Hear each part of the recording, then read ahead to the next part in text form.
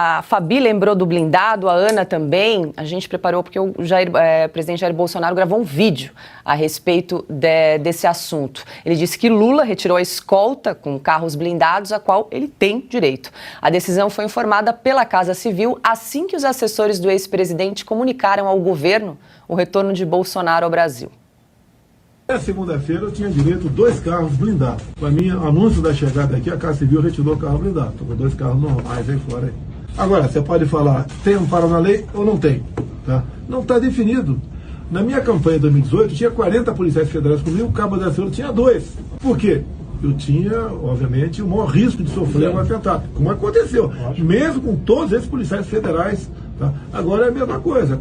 A gente vê acontecer essa questão do PCC, tá? Planejando, etc. A gente fica preocupado. Eu não tenho peito de aço. Tá? Eu vou tentar buscar um carro blindado para mim agora. Não é uma atitude racional por parte desse governo que tem. Eu nunca persegui ex-presidente nenhum governo. Tudo que foi pedido nós concedemos, fomos até além em alguma coisa. Agora comigo, pela volta, anuncia, não tem mais carro blindado para você. Está dando um recado. Eu só posso entender isso aí. E aí, Fabi, vamos retomar o assunto. O Bolsonaro falou no vídeo, né? Tem amparo legal ou não tem? Afinal, tem amparo, certo? Lógico que tem amparo legal. É muito preciosismo desse pessoal que acaba nem cumprindo a lei falando a lei. A lei diz que tem que ter 2 carros, né? Mas é óbvio que a lei ela vem por um motivo. Qual o motivo da lei ter sido criada quando o legislador lá em 86 pensou nisso? Em proteger a pessoa que foi mandatário do país. Então existe um objetivo. O presidente Bolsonaro já sofreu um atentado.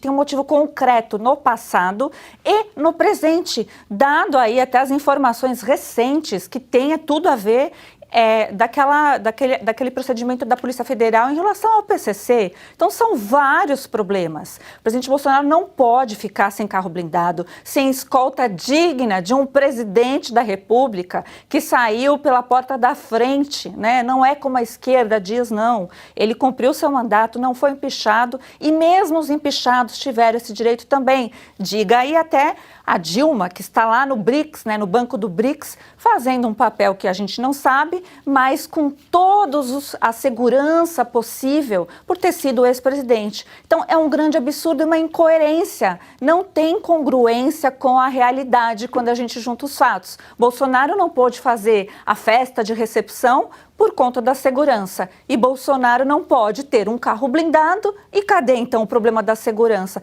Não tem nexo. É um grande absurdo. E quem responderá se acontecer algo mais sério aí com o presidente Bolsonaro?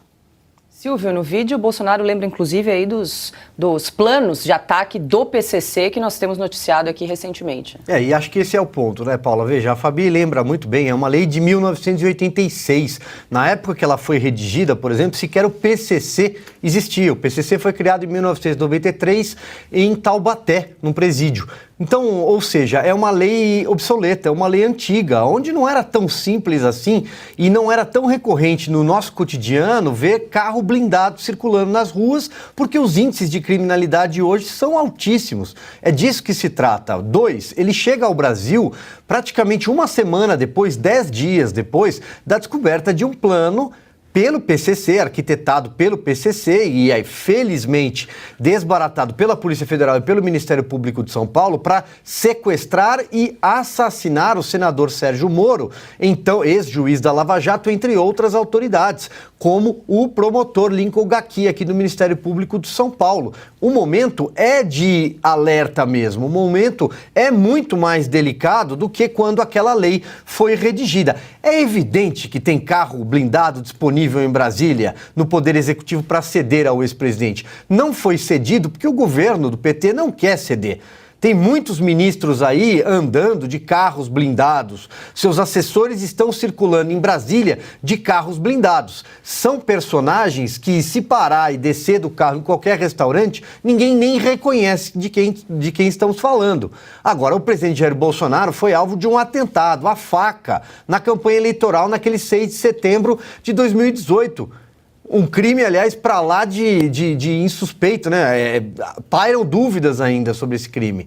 Então, veja, é muita má vontade, Paula. Só para finalizar, quando a gente falava da fala dele, foi muito bem lembrado aqui pelos colegas sobre o elogio ao Congresso Nacional. Eu só queria citar um ponto. Ele retorna ao Brasil, conhece o Congresso muito bem, passou 27 anos na casa, num momento em que o Congresso terá duas CPIs altamente desfavoráveis ao governo atual. A primeira na Câmara contra o MST, e esperamos que de uma vez por todas se descubra quem financia e a que interesses atende o MST durante governos do PT. E a segunda, a CPMI mista do 8 de janeiro. O governo já tentou de tudo para impedir a instalação dessas duas CPIs e não conseguiu. Agora é vontade política do presidente do Senado, senhor Rodrigo Pacheco, e do presidente da Câmara, Arthur Lira. Pois é, o presidente Jair Bolsonaro fazendo aí uma deferência ao Congresso Nacional. O presidente Lula não faz, porque ele sempre precisou comprar, de alguma forma, o apoio parlamentar nos grandes escândalos do Mensalão, do Petrolão e aí com distribuição de emendas e de cargos. Rodrigo Constantino, quero saber se você quer fazer os seus comentários finais, que eu sei que a gente precisa te dispensar logo mais aí das suas obrigações familiares, né? Uma pena, até porque vocês vão ter a pauta aí do calabouço fiscal anunciado hoje, é justamente a minha área de economia, mas fica para uma próxima ocasião, ainda vamos ter muito o que falar sobre esse plano econômico fiscal do governo que já entregou aí o rombo recorde, né, de 41 bilhões de déficit primário. Eu volto em outra ocasião para falar de economia, mas sobre isso, Paula, eu acho que é importante lembrar o seguinte: por que ex-presidentes precisam de segurança? Aqui nos Estados Unidos andam com um baita aparato também. Não é muito difícil entender. Imagina que ele tenha segurança só como presidente, tomando decisões difíceis, e depois ele vira um cidadão comum sem esse aparato de segurança. E é muito fácil chegar lá e atingi-lo. Então você poderia eliminar, cometer atos de terrorismo muito simplesmente contra ex-presidente, e qualquer presidente em comando estaria apavorado. Então é uma proteção da instituição da presidência da República. É por isso que até Dilma Rousseff merece e precisa. Né? Então, não conceder carro blindado nesse clima que está vivendo o país, com a descoberta da operação de matar o Moro e outras autoridades pelo PCC, que o próprio presidente chama de armação do Moro. Aí sim, atacando as instituições brasileiras. Né? Não conceder essa segurança extra é algo temerário, a gente começa a suspeitar das intenções.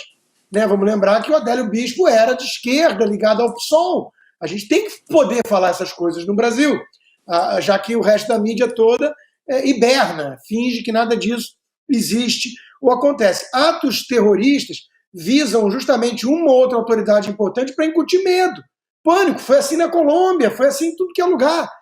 Que juiz vai condenar quadrilhas se ele depois é alvejado por quadrilheiros? Então é muito importante garantir a segurança de ex-presidente, de ex-juiz, porque você tem que manter a instituição blindada.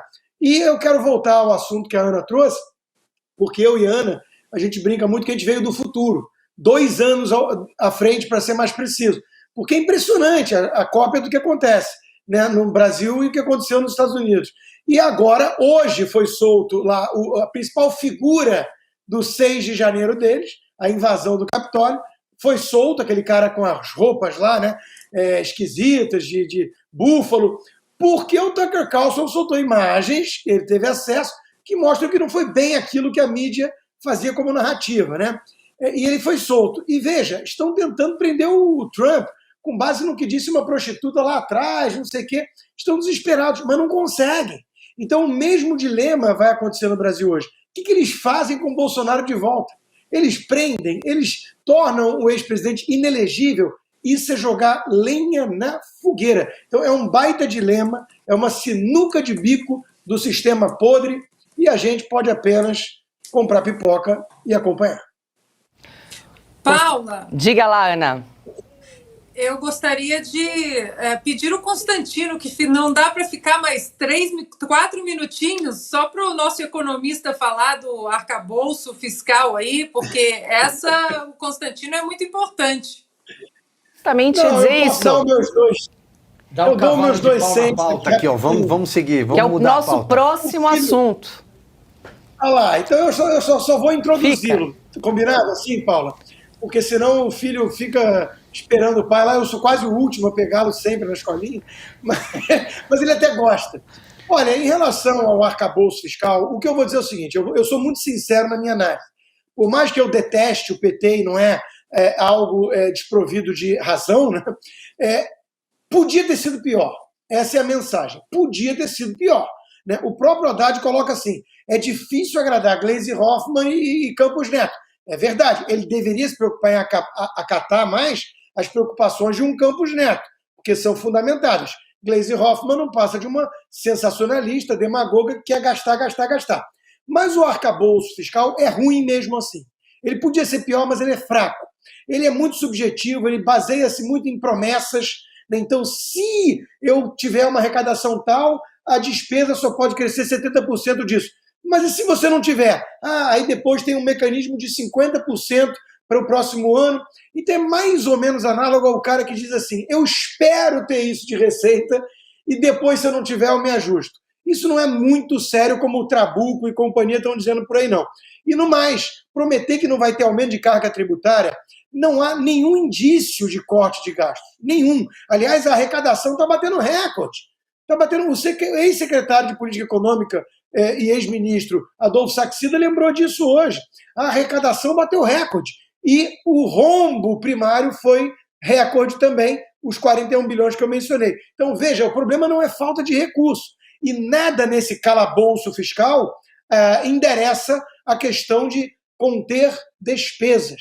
Então, prometer que não vai ter aumento de carga com esse arcabouço desenhado é ilusão, é engodo. Então, tem um ou outro banqueiro aí tranquilo, mas o economista sério não está tranquilo, não. Ele sabe que o PT, que é perdulário, que é gastador e que acredita num Estado como locomotiva, né, do PIB e da justiça social, esse Estado vai gastar mais e mais e vai ter que arrecadar mais via mais impostos. Não durmam tranquilos com esse calabouço fiscal.